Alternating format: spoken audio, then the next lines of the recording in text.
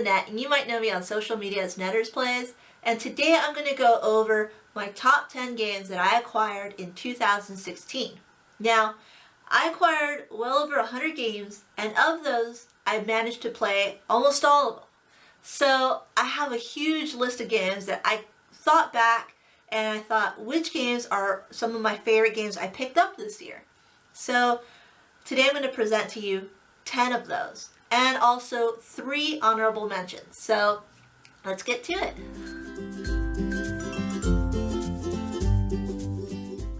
First, I'm going to start off with my honorable mentions. Now, it's not that these games aren't great at all, it's just that I didn't get to play them that often, and that's why they're probably on the lower part of the list than the rest. But they're still great games. And the first game I'll talk to you about is this new game that I recently started playing. I only played it once, but it left such a great impression with me that I just really want to play more of it automatically. And that game is Ora et Labora. Now, Ora Labora is a Uwe Rosenberg game, and I've played his other games like Agricola and such, but they never really made such a big impact as this game did. And I'm really glad that I managed to pick this game up, and it just left me feeling like I really wanted to play it immediately after so I can just build my engine a little bit better. So, and that's one of the cool things about these games. These games should leave an impression like that if they're on the top 10 of your list, because it makes you want to pick up these games more and more to get better at them and to play better games of them. So definitely have to mention Ora Labora as one of my honorable mentions of the 2016. Another older game that I picked up this year but is new to me is Terra Mystica. Now, Terra Mystica, unfortunately, I only got to play it one time, and it left the same type of impression as Ora et Labora. The reason that it's one of my honorable mentions is because I didn't get to play it enough. I wish I did, so I knew this game is just something that I really want to sink my teeth into and play a little bit more characters and get the feeling of it better. But unfortunately, I didn't manage enough time to play this game. But I did want to mention this as one of those games that just left a really great impression on its first play for me. So definitely have to give it up for Terra Mystica. So the next game I'll talk to you about is a new game that came out this year, and that game is Great Western Trail. Now, Great Western Trail did not make my top 10 favorite games of this year, but I did want to mention that this game is a lot of fun. I had a lot of fun trying to figure out like how to play this and how to get better with it. I love the deck building aspect. It also incorporates these different pathways, sort of like a rondel in a way, of different actions you could take along the way, and you're kind of looping around. Also, you can build up your board and kind of engine build so you can do a little bit better, gather better abilities so you can progress a little bit better. There's a lot involved with this game, and I've really enjoyed it. But unfortunately, I didn't get enough plays of this to make it one of my top 10 favorites. So now let's start my top 10 favorite games of 2016. And my number 10 game of the year is Orleans. Now, Orleans is such a great game that when I first played it, it left such an impression that I instantly put it on my 10 by 10 challenge. Now, this game, I've played it so many times this year. I've learned different pathways of how to play it. It's pretty much like a sandbox game. You can start any way you want. There's so many points that you can gather either this way or that way. It just, every time I play it, I can play it a little differently. There's also the element of the bag building. I have no other game like it, and it's just something that I'm just really glad that I have on my shelf, because I can easily introduce it now to anyone and we can just get straight to the game. We're all working together at the same time, so definitely had to put this on my 10 favorite games of the year.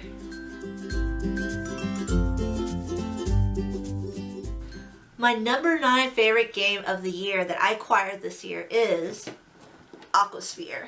Now, Aquasphere is a game that really surprised me because at first I had a really hard time figuring out like how to use the programming in this game. It's really abstract and it's really odd, and then I played it again and I started picking it up and figuring it out a little bit better. And then I played it again with more players, and it became a game that I just really enjoyed at four players. So I had to add this as my number 9 favorite game of the year because of its programming element. Every time you play it, it's always different. And I just love Stefan Feld games. And so I had to add this one to my list of just great games that I acquired this year.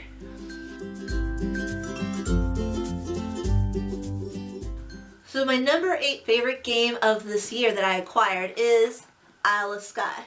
Now, Isle of Skye has left such a great impression with me is because of the gameplay between the players. I love the bidding aspect. I love building my tiles and building my little tile area and scoring points. The way you score points is different from game to game, and you interact with the other players in such a unique, different way by just kind of picking and choosing what they're offering, and they set the market, so you have to kind of manage your money, and it's just really fun. Like every time I play this with a big group of people, because this plays 2 to 5 players, but I love playing this game with like 4 or 5 players, and that's why it's on my number 8 game, is because with the 2 or 3 player game, it could be a little bit better, but I really have enjoyed playing this game with the higher count. So Isle of Skye is my number 8 game that I acquired this year.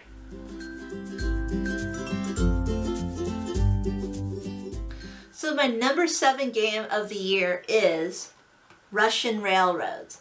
Now, Russian Railroads left such a great impression when I first played it. I absolutely loved it. I think I played it like 4 or 5 times that week that I purchased it because I love this game so much. Now, I also bought the expansion, the German Railroads, along with American Railroads, but I haven't managed to play them. So, the cool thing about Russian Railroads is that it's a worker placement game, but what it has is just an engine building of points. And there's so much math involved with this game that I absolutely love it. You mentioned math in a game and I fall in love with it instantly. So, Russian Railroads is just a great worker placement, engine building type of game, and I absolutely love it, and I can't recommend it, and that's why it's my number 7 game of the year.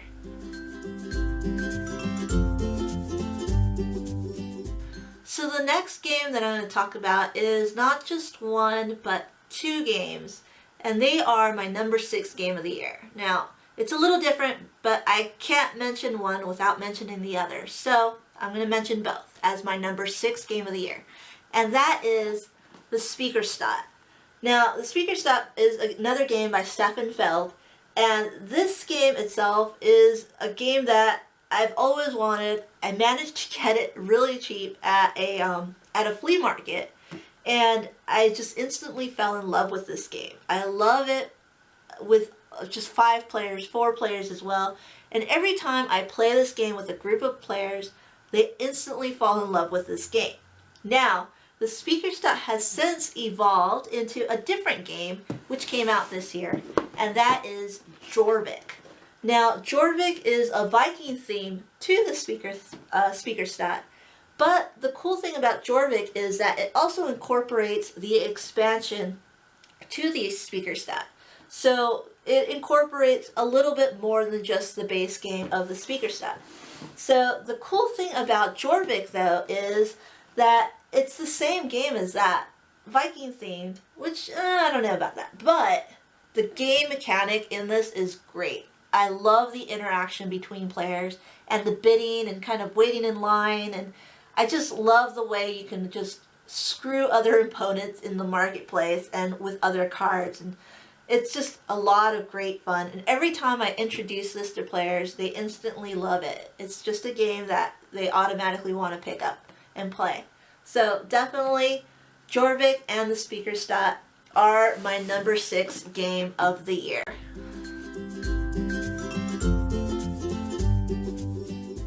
So my number 5 game of the year is the Gallerist. Now, It's a really heavy game, literally, and also just, oh, it's a great game. It's by Vital Lacerda, and he's known to make these really big, heavy games in the sense that they're very simple to understand because you can only do a few things, but they kind of branch out. Because you do one thing, well, then you have the option to do this or that. And if you do this, then you could do that or this. And if you do that, you could do this and that. And it just has different branching mechanics that he just loves and incorporates in his games. That's the case with also the Gallerist. So the Gallerist has this really cool like kick out mechanism where if you're somewhere and someone else kicks you out, you can still do the play there and the actions there, but you have to kind of sacrifice something. If not, you could just do something basic. But this game itself, like, I've really loved and enjoyed playing. It's a worker placement, but it has just so much meat and so much thought in it that I've really loved. I'm not the best at it, but every time I play this game, like, I really enjoy it a lot. So the Gallerist is my number 5 game of the year.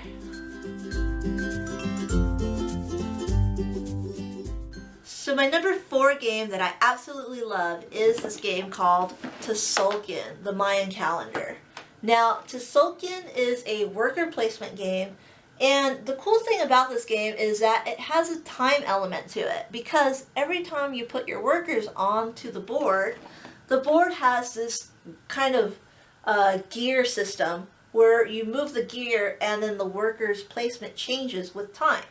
And when you take off your workers, that's when you get to apply the actions that are along the gear spikes. So definitely, it's a really unique game, and I've really enjoyed it. There's a lot of just thoughtfulness in this because you have to really time it out appropriately, and I absolutely love this game. I love just the simple mechanic of placing your workers, and then you take them off at certain specific times to use the actions that you want. So definitely have to place this as my number 4 game that I acquired this year. So my number 3 game of the year that I acquired is the Manhattan Project Energy Empire. Now, I absolutely love this game because I liked the Manhattan Project. Now, this is a game that's came out a couple years ago, and I really like that game, except for its meanness. It's super mean because you can blow up other people's stuff, and I really don't like that because you build the whole time you're playing, and then all of a sudden you blow it up, and it sucks. However, Energy Empire does not do that, so I love that aspect to it. It also incorporates the aspect of the environment that you can clean up and provide green energy to, so I like the theme of it too. And it's a worker placement game, which I absolutely love worker placements. And it just feels great, like it works out so well. You could acquire different types of cards by putting your workers in certain areas, and you can build an engine that way, and you just score a ton of points. And just the way you place your workers is different because you can always place them anywhere, but if someone's there already, you have to make sure you add some energy to that location so you could be a little bit more efficient in that area. So definitely Manhattan Project is one of the best games that came out this year, and that's why it's my number 3 game of the year that I acquired. So my number 2 game of the year is Concordia. Now, Concordia is a game that I absolutely fell in love with. I've heard good things about it, and I was like, oh, okay, I'll pick it up. I finally picked it up, and I got to play it, and it left me astonished at how simple the game is to get into.